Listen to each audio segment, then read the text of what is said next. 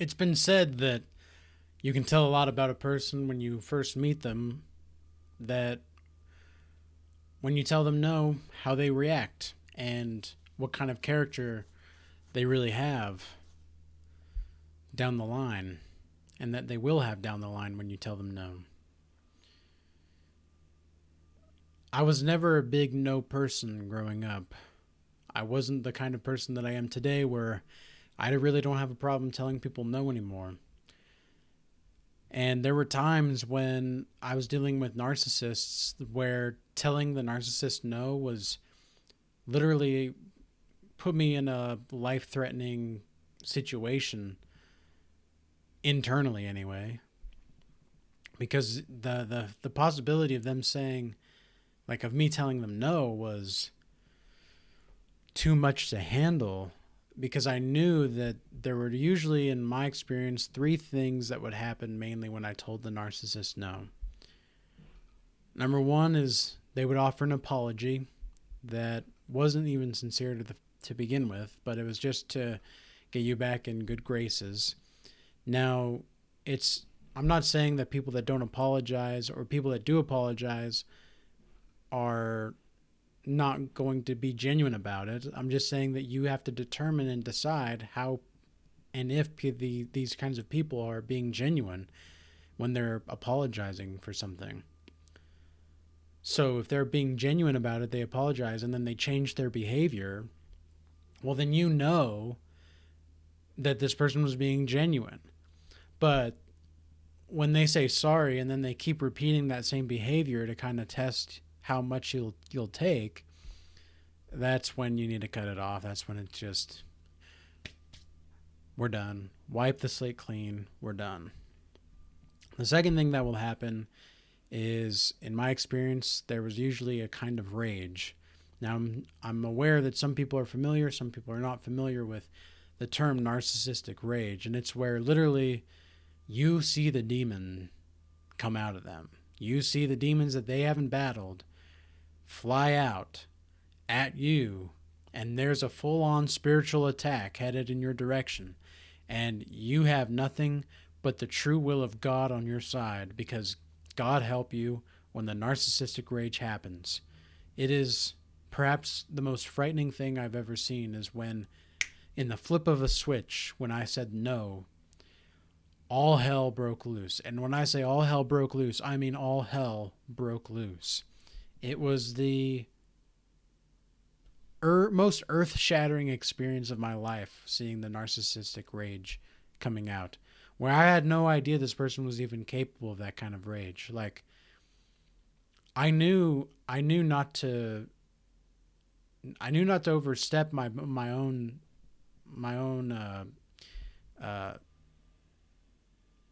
I knew not to overstep with them, but I also knew that I needed to stand up for myself.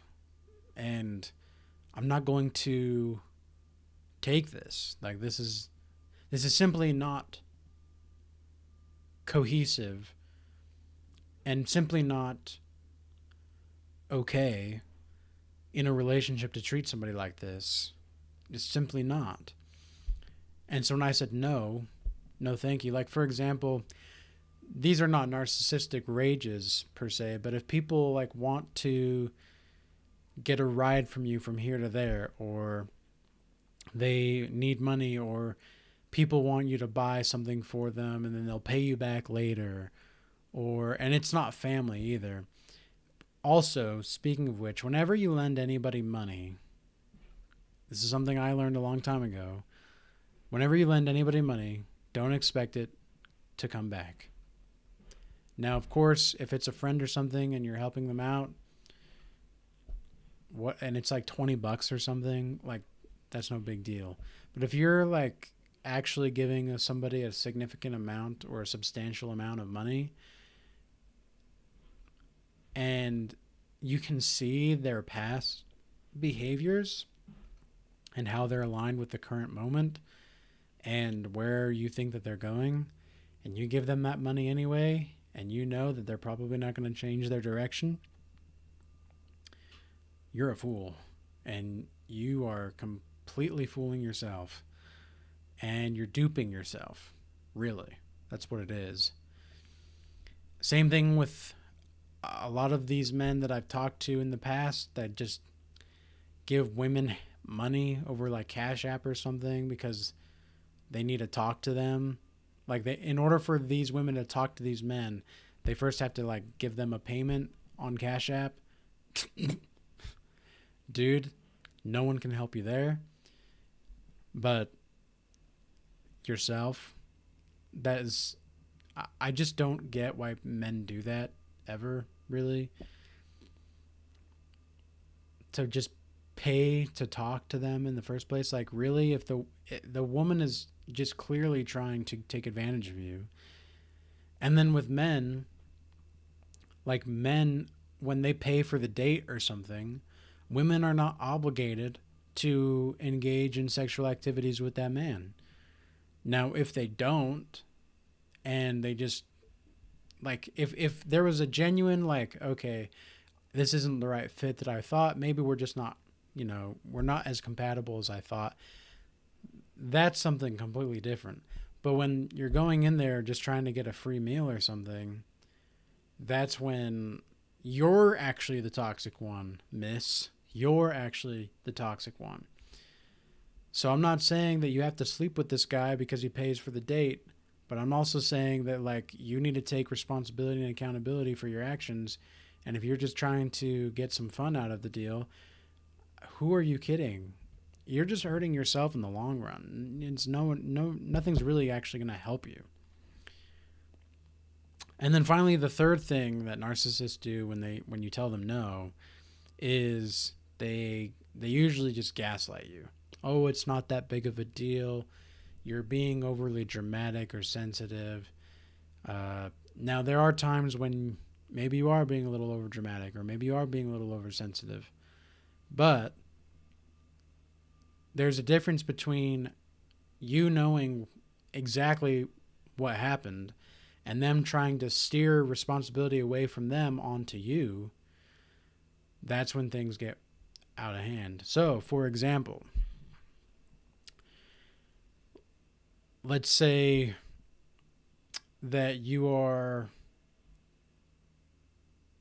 doing your chores or whatever around the house, and you and your partner, or you and your whatever, I don't like saying partner, but some people get offended, so fuck it then. Like, you and your significant other are there, you're agreeing on doing certain kind of chores, and maybe it's your turn to do the dishes this night, and you don't do them, and then you try to, when the other spouse confronts you about this, and you try to lie and say, oh, actually, well, it's your turn tonight, and they're, no, like, according to the calendar, we agreed to this and this and this, and so this is your turn doing the dishes.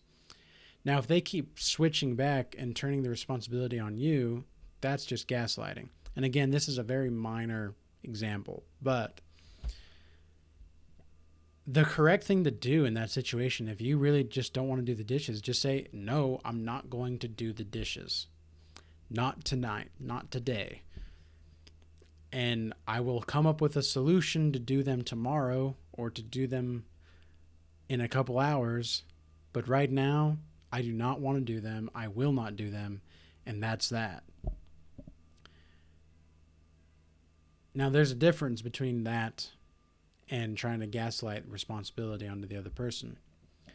Or, I guess there's actually a fourth thing that I just thought of. They project onto you when you tell them no. And this is a weird thing that narcissists do. They copy you, even though they seem to have like this disdain for you.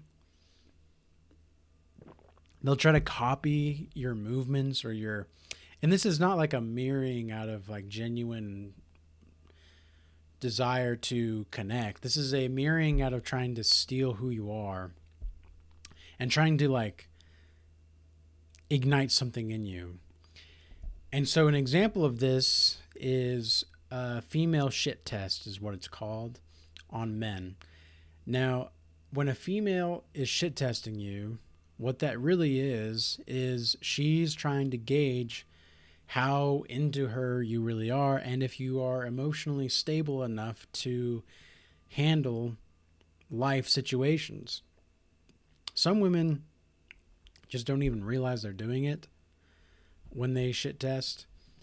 And like, it's completely normal to some degree. Like, I would be uncomfortable with a woman that does not know how to shit test a guy, because when she doesn't know how to shit test a guy, usually that means that in the past there's been a lot of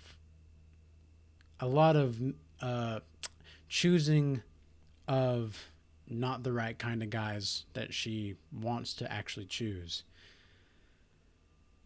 for her. So I would really not even bother with women that don't know how to shit test. Now, if they shit test too much and it's like, no, I'm not jealous, I'm territorial, and I'm not insecure, but I'm territorial, and if you keep doing what you're doing, trying to make me jealous with that other guy over there, I'm not only out of this relationship, but you're not going to find me ever again. And we're not going to speak ever again, because there's really no point. With the women in my life, there are usually 4 or 5 categories that I put them under as far as like relationship material. We're lovers, ex-lovers, business associates, some kind of acquaintance in which I'm not your friend, but I'm not going to know you, and I'll say hi to you here and there, and I'll be civil with you, but I'm not going to go out of my way to try to do anything to give my resources over to you just because. Like, now if you're in a dire situation as a business partner or an acquaintance, of course I'd be willing to help out, but I'm not your friend, women. I'm not your friend. I don't see any point in being a friend with a woman when I could have the same kind of friendship with a man that actually understands more of what I'm going through as a man. And then finally, the 5th thing is nothing at all with women. Those are my 5 categories. Men, you can adopt those if you'd like. And women, it is what it is. So back to the projection of narcissism. They'll project what they're actually doing onto you. So in a lot of these comments on YouTube in the past, specifically with like the religious comments, or the religious biblical analysis that I've done, I've had some comments where they're telling me that that I'm preaching the false god. And it's like, okay, how am I doing that? And then they completely try to flip the script and say that I'm really trying to get people to be indoctrinated into a dogmatism or create a cult of personality. And they're really the ones that I should be following because they have a better understanding of the religion of Christianity, and the church is way more important than Christ to some degree, and the church and Christ are one. And it's like, you just get to a point with these people where you can't even discuss things with them because they have such a religious spirit.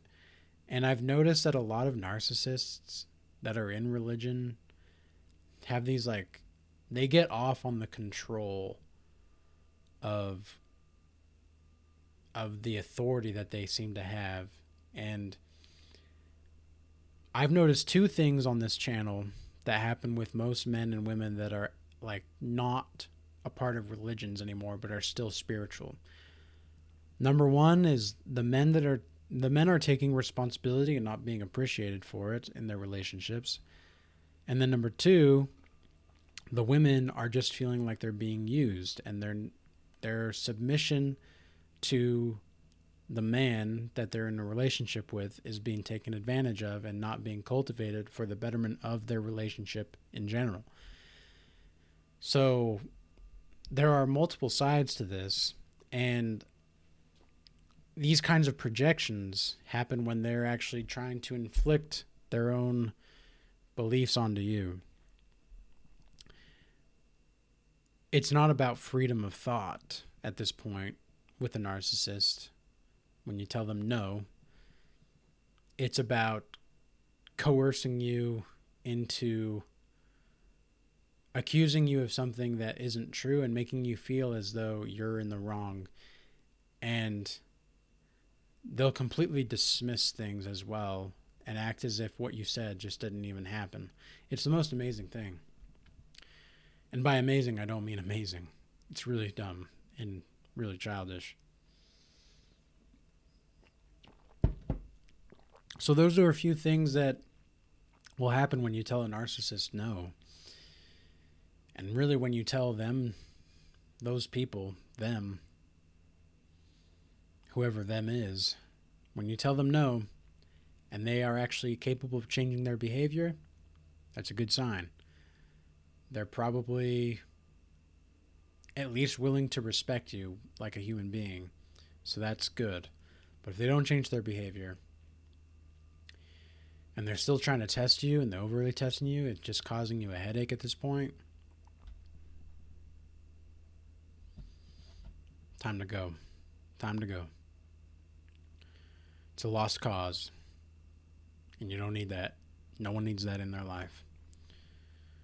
So with that being said, I hope this message was useful and informative. And until next time, peace be with you.